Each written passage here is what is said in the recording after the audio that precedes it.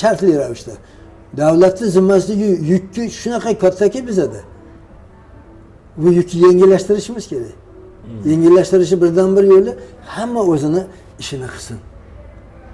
Qaror, farmon kutib turmasin, topshiriq kutib turmasin, komissiya kutib turmasin. Hamma o'zini ishini ko'ngildagidek kadr, eng katta muammo kadr. Nima degani? Sidqi dildan o'zini ishiga fidoi bo'lgan odamlarning kamligi degani. Yetishmovchiligi degani. Mana shuni yo'lga qo'ysa, o'zidan hal bo'ladi.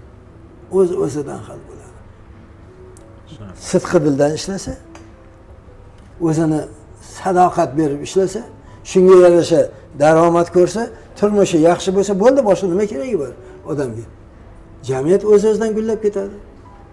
Hech kim oldi bo'yi qismidan boyagi g'ururli, qadrini tik tutib yuradigan xalq paydo bo'ladi. Ziyolilarning orzu havasi ham, orzusi ham ana shunda. Siyosat jamiyat